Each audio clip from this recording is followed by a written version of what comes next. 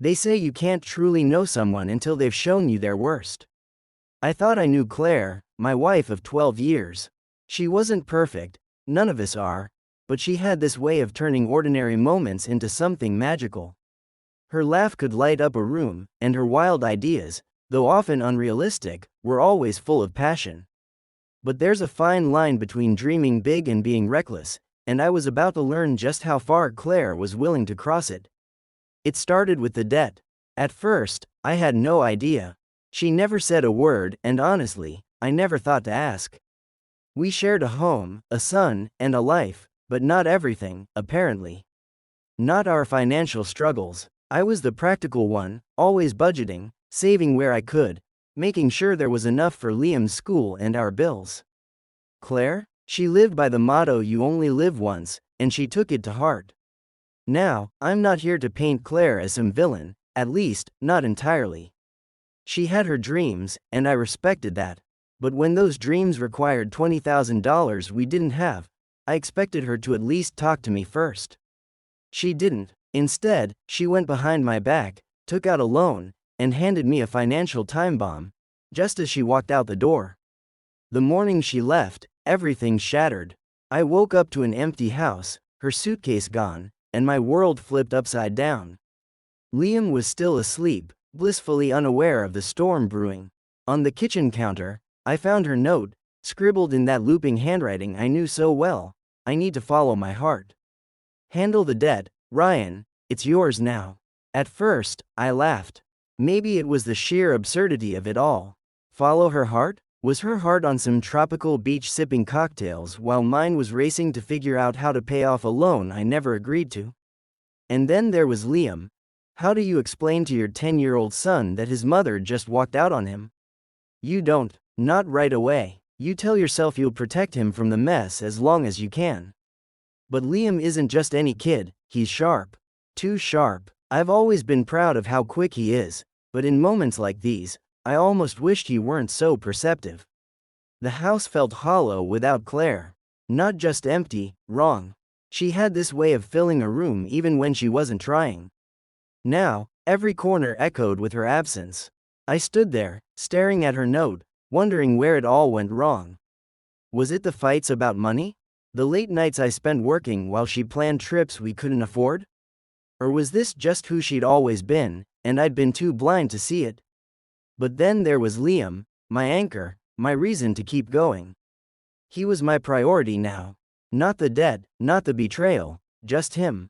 So I folded Claire's note, tucked it into my pocket, and made a silent vow. I wouldn't let her choices define the life we built from here. Of course, that was easier said than done. The cracks she left were already spreading. I hadn't even begun to untangle the mess, but the weight of it pressed down on me like a boulder. Still, I clung to the one thing Claire couldn't steal, my resolve. Looking back, I wonder if Claire ever really understood what she was leaving behind. Not just me, but Liam, too. Did she think we'd be fine without her? Did she even care? Maybe I'll never know. But as I stood in that kitchen, staring at a future I couldn't yet see, one thing was clear. She'd made her choice. Now, I had to make mine. The aftermath. A financial bomb and a 10-year-old's revenge. They say betrayal hits hardest when it's unexpected. But the truth? I did see the cracks. The problem is, even when you see them coming, you never believe they'll actually break you, until they do. And when Claire left, it wasn't just my heart that shattered. It was my trust, my stability, and, honestly, my pride. The first day after she was gone, I paced the living room like a caged animal. Every step felt heavier than the last, weighed down by questions I couldn't answer. Why didn't she tell me about the loan? How could she leave Liam behind? And the one that burned the most, why did she think some guy named Mark was worth $20,000 and the destruction of our family? Liam found me that morning, staring blankly at the wall. "Dad, are you okay?" he asked, his voice too serious for a kid his age. I wanted to lie. I wanted to tell him everything was fine, that his mom would be back soon, and we'd all laugh about this one day. But Liam isn't a kid you can lie to. He looks at you like he's peeling back every layer of your words to find the truth underneath. So instead, I gave him the watered-down version. Your mom needed some time away, I said, forcing a smile. She's dealing with a lot right now. His eyes narrowed, and for a second, I thought he'd call me out. But instead, he just nodded slowly, like he was filing the information away for later. Okay, he said, but if you need help, just tell me. I can handle it. That one sentence hit me harder than Claire's note ever could. He's 10. He should be worried about homework and soccer, not whether his dad can keep it together. But Liam? He was already 2 steps ahead. The hidden debt and a kid's genius plan. You'd think finding out your wife ran off with another man would be the worst of it. But Claire had a way of making sure her betrayal had layers. The note she left wasn't just a goodbye, it was a financial time bomb. And like an idiot, I'd been too stunned to see it ticking. It was the day after she left when the first crack appeared. A letter arrived, bold red text screaming final notice. I opened it, expecting a bill, but instead, I was staring at a demand for payment on a $20,000 loan. Her name was on it. But the fine print? Our address was listed as the guarantor. If we didn't pay, it would ruin both of us. I read it 3 times, waiting for the words to rearrange into something less horrifying. They didn't. The debt was real, and now, it was mine. I could feel the anger boiling up, not just at Claire, but at myself. How had I missed this? When did she even take out this loan? Liam walked in, his face lighting up. Hey Dad, I found this cool article about robotics. I shoved the letter into the mail pile. Sure, buddy, we'll check it out later. But later never came. Instead, I spent the night digging through Claire's things, searching for answers. Her desk was a mess of receipts and unopened envelopes. Nothing. Then I checked our shared bank account. The savings we'd built for years, Liam's college fund, our safety net, was gone. Drained in the weeks before she left.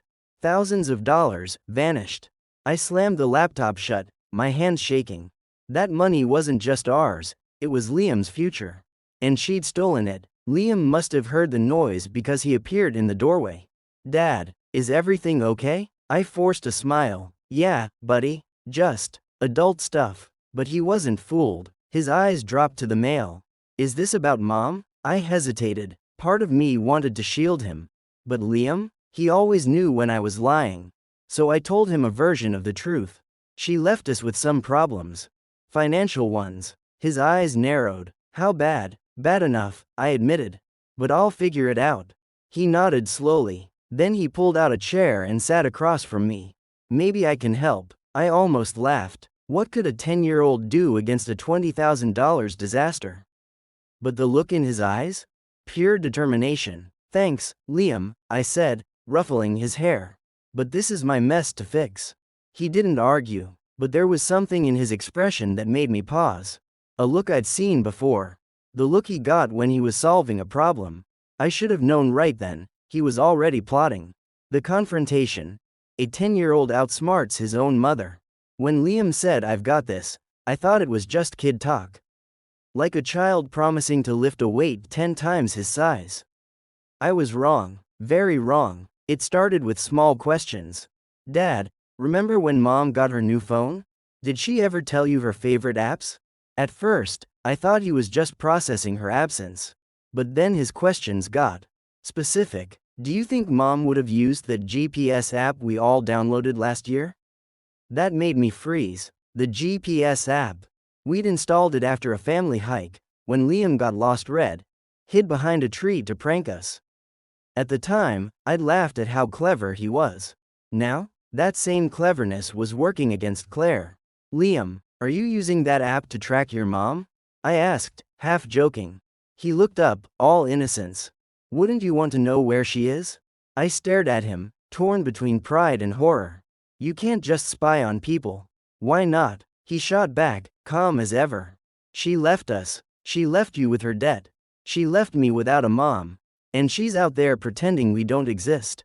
That's not fair. I couldn't argue. Because he was right. Okay, I said finally. What did you find? He grinned, the kind of grin that reminded me just how much like Claire he could be when he wanted something. I know where she is, he said simply. That fancy lakeside resort, the one we drove past last summer. I blinked. You, what? The GPS app shows her phone's location. She's been there all week. Oh, and her boyfriend is there too. His name's Mark. He works at her old office. And guess what? She used our money to pay for the trip. My head spun. It felt like a bad soap opera, except the script was being written by a 10-year-old genius with a grudge. How do you even know his name? I called her office, he admitted. Told them I was her son, asked if she was on vacation. The secretary loved talking. People really spill secrets if you sound sad enough. I didn't know whether to be proud or terrified. Liam, you can't just do things like this. Why not? He asked, deadly serious. She betrayed us, Dad. I'm just fixing it. And just like that, I realized, this wasn't just about the money anymore. This was war, the fallout. A mother's regret and a son's justice. 3 days later, my phone rang. Unknown number. I answered. Ryan, it's me. Claire's voice was frantic. No trace of the cool, detached tone she'd used when she left. I leaned back, gripping the phone. Claire, to what do I owe the pleasure? Don't play games. She snapped. What did you do? Why are the police asking about me? Why is my bank account frozen? I almost laughed. You're asking me what happened? I thought you had it all figured out. You've got Mark, your freedom, and my $20,000. Isn't that what you wanted? Ryan, this isn't funny. She hissed. Mark's furious. His boss is questioning him about the loan. What did you do? I didn't do anything, I said calmly. But our son? He might have outsmarted you. Silence. Then, barely a whisper. Liam? What does Liam have to do with this? Everything, Claire, I said.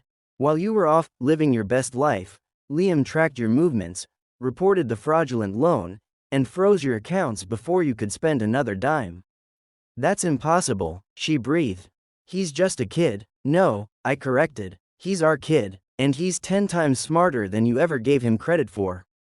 Her voice cracked. You have to fix this, Ryan. The police think I committed fraud. Maybe because you did, I shot back.